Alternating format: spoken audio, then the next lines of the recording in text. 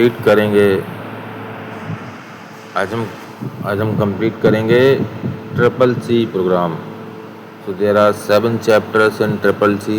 Introduction to computer, operating system, chapter 3 word processing, chapter 4 spreadsheet, chapter 5 presentation, chapter 6 internet and www world wide web, chapter 7 email, social networking and e-governance, chapter 8 digital finance tools, and chapter 9 is future skills and cyber security. So first we will move to first chapter. In the first chapter there are lot of things to read. तो एक overview लेते हैं। First we start from what is computer, then evolution of computer, then hardware and software, then input and output devices, computer memory, storage, and mobile apps and open source software. So this is the first chapter of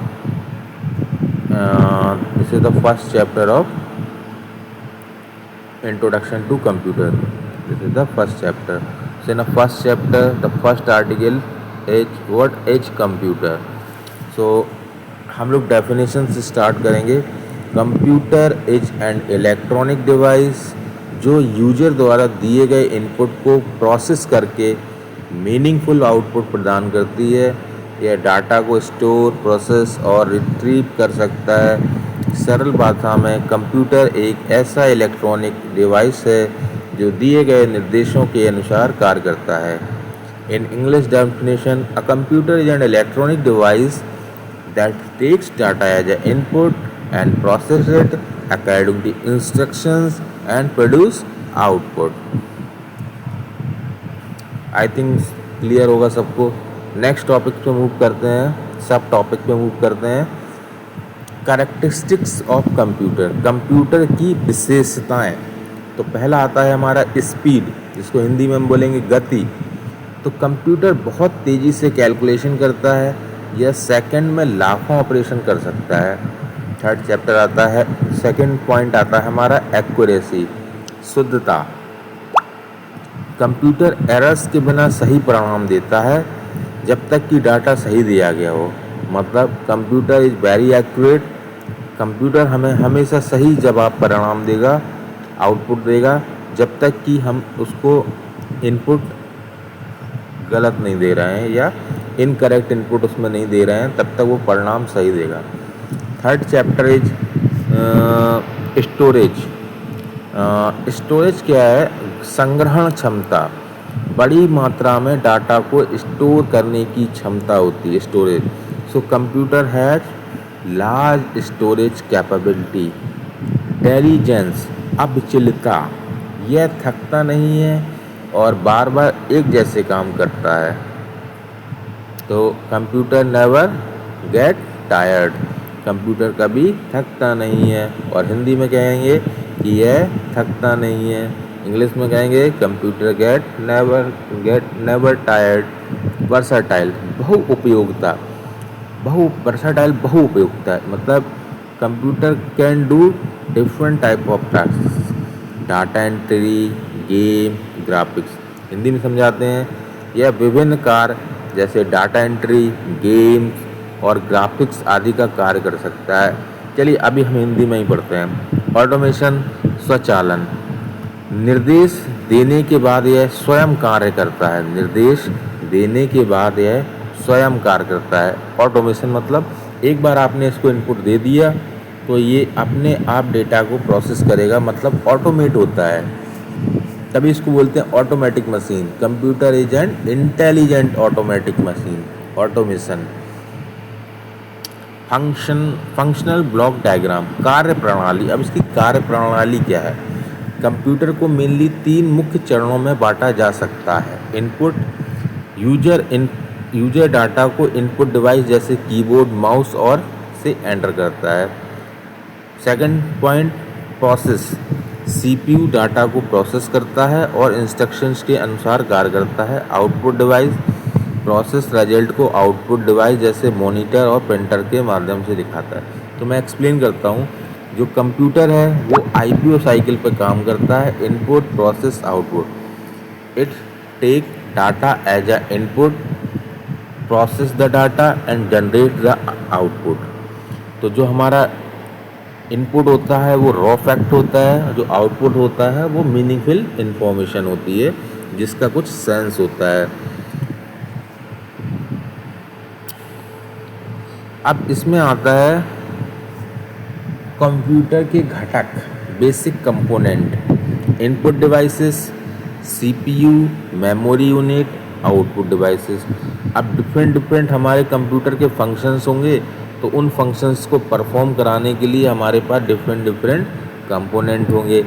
input कराने के लिए input unit होगी, processing कराने के लिए CPU unit होगी, ठीक है। और आउटपुट प्रदर्शित करने के लिए हमारे पास आउटपुट यूनिट होगी, आउटपुट शो करने के लिए हमारे पास आउटपुट यूनिट होगी। और एक यूनिट और आती है मेमोरी यूनिट। ये कंप्यूटर क्या होता है, बहुत इंटेलिजेंट होता है। ये क्या करता है, डाटा को फ्यूचर के लिए स्टोर करके रखता है कि अगर आपकी परमिशन है तो अगर आप चाहें तो उसको फ्यूचर के लिए स्टोर करके रख सकते हैं, जिसे आप फ्यूचर में कभी भी यूज़ कर सकते हैं। अब इनपुट यूनिट क्या होती है, यूजर से डाटा प्राप्त करता है इनपुट यूनिट, सिंपल जैसे कीबोर्ड और माउस। और हमारा जो प्रोसेसिंग यूनिट होता है वो क्या करता है, अरिथमेटिक और लॉजिकल ऑपरेशन करता है, और सिंपल भाषा में कहें कैलकुलेशन करता है और लॉजिकल ऑपरेशन करता है। कैलकुलेशन क्या होती हैं, जैसे किसी ने कहा 2 नंबर को जोड़ दो, उसने जोड़ दिया 2 + 5। अब किसी ने कहा एक नंबर एंटर कराया, बताइए नंबर 18 से बड़ा है कि 18 से छोटा है। तो ये लॉजिकल ऑपरेशन में आते हैं। सपोज कोई एक ऐसा प्रोग्राम बना रहा है जहाँ पे उसको यूज़र अपना डेट एंटर करेगा और वो डेट को जनरेट करके उसकी एज निकालेगा, और फिर वो चेकआउट करेगा कि 8 से ऊपर है या नीचे, और फिर वो बताएगा कि वो वोट देने के अधिकारी है या नहीं है। और डाटा और इंस्ट्रक्शन को अस्थायी और स्थायी रूप से स्टोरेज करता है। डाटा और इंस्ट्रक्शन को अस्थायी और स्थायी रूप से स्टोर करता है। आउटपुट यूनिट प्रोसेस डाटा को डिस्प्ले यूनिट पर प्रिंट करता है। एग्जाम्पल, जब हम वर्ड डॉक्यूमेंट बनाते हैं, कीबोर्ड से इनपुट देते हैं, सीपीयू से प्रोसेस करता है, मॉनिटर पे आउटपुट दिखता है, और हार्ड डिस्क में डेटा को स्टोर कर दिया जाता है। सिंपल, हमने क्या किया, वर्ड डॉक्यूमेंट, सपोज आपने वर्ड डॉक्यूमेंट अभी यूज नहीं किया, कुछ लोगों ने किया होगा, ठीक है। तो अगर डिफरेंट एग्जाम्पल लें, जैसे हमें सपोज जूस पीना है, तो हम क्या करेंगे, पहले रॉ मटेरियल लाएंगे, फ्रूट्स लाएंगे, ठीक है, उनको कट करके इनपुट देंगे किसमें, ग्राइंडर में। ग्राइंडर क्या हो जाएगा, हमारा प्रोसेसर हो जाएगा, उसमें वो ग्राइंड करेगा, प्रोसेस करेगा, और हमारा जूस क्या होगा, निकल के बाहर आएगा। और वो जूस क्या होगा, वो एक जग में स्टोर कर दिया जाएगा, जिसको यूजर आप एक्सेप्ट करेगा। अब वो चाहे पी सकता है, वो चाहे तो स्टोर कर सकता है। तो ये एक जनरल पर्पज़ एग्जाम्पल है। और इन कंप्यूटर में हमारा क्या है, जैसे MS वर्ड में हमें कुछ फाइल बनानी है, तो हमने क्या किया, हमने कुछ डेटा टाइप किया, इनपुट दिया, और अपना उसने आउटपुट जो भी दिया और वो उसने मॉनिटर पे दिखा दिया, और हमने उस फाइल को सेव भी कर लिया फ्यूचर यूज के लिए। जैसे सपोज हमने अपना कोई रिज्यूमे बनाया या कुछ भी बनाया, ठीक है। Move to the next sub topic, evolution of computer.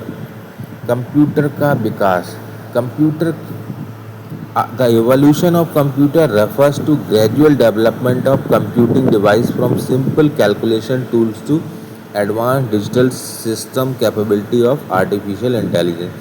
Computer का इतिहास बहुत पुराना है। मानव की गणना को आसान और तेज बनाने के लिए विभिन्न उपकरणों का आविष्कार किया। अबाकस से लेकर आज के सुपर कंप्यूटर तक इस सभी एवोल्यूशन ऑफ कंप्यूटर है। तो अर्ली कैलकुलस डिवाइसेस में क्या करते हैं, प्रारंभिक गणना उपकरण। सबसे पहले क्या हुआ, चीन में 3000 यहाँ पे 2500 लिखा है, कहीं कहीं 3000 लिखा रहता है। तो यहाँ लिखा हुआ है कि चीन में 2050 वर्ष पूर्व कंप्यूटर में अबाकस नाम का एक कंप्यूटर बनाया गया था, जिसमें क्या था, बीट्स थी। मतलब बीट्स माने मतलब जैसे मोती होते हैं ना, तो वो एक तार में बीट्स को पोया गया था, उनकी काउंटिंग से गणना की जाती थी। फिर उसके बाद हमारे आए नेपियन बोन्स। बोन्स माने क्या होता है, हड्डी। तो इन्होंने क्या किया, जॉन नेपियर थे, इनका नाम नेपियर बोन्स पड़ गया था। इन्होंने क्या किया था, हड्डियों से कुछ गणना करने का यंत्र बनाया था जो मल्टीप्लिकेशन और डिवीजन करता था। फिर उसके बाद आए पास्कलाइन। पास्कलाइन ने क्या किया, एक मैकेनिकल कैलकुलेटर बना के दिया जो जोड़ सकता था। फिर आए लेबनिज कैलकुलेटर, एक ऐसा जो जोड़, घटाना, गुणा, भाग सभी कर सकता था। फिर आया हमें डिफरेंशियल इंजन। यहाँ से कंप्यूटर का विकास शुरू होता है। चार्ल्स बेबेज द्वारा विकसित किया गया, इसे फादर ऑफ कंप्यूटर भी कहा गया चार्ल्स बेबेज को।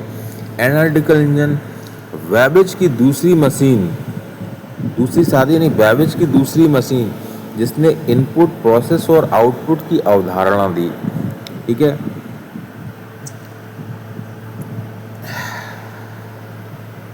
मार्क 1944 पहला इलेक्ट्रोमैकेनिकल कंप्यूटर आया।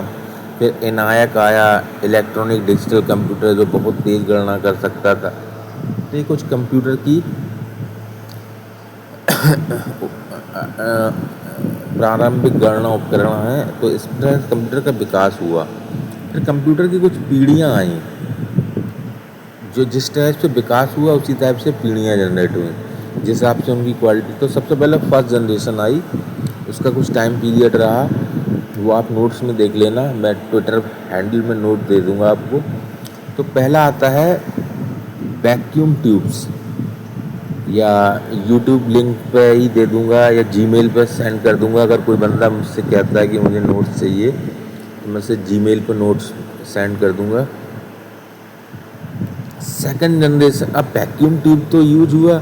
अब वैक्यूम ट्यूब क्या होता था कि इनका साइज बहुत बड़ा होता था और ये हीट बहुत जनरेट होती थी। तो ये कंप्यूटर बहुत बड़े होते थे, मतलब एक कमरे तक का स्पेस ले जाते थे। हीट जनरेट होती थी, तो उसको कूलिंग करने के लिए बहुत सारा हमें एक सेटअप लगाना पड़ता था। तो और स्लो भी थे और कॉस्टली भी थे। फिर सेकंड जनरेशन आई तो ट्रांजिस्टर। चलो नेक्स्ट इतना ही करते हैं, देखते हैं क्या रिकॉर्ड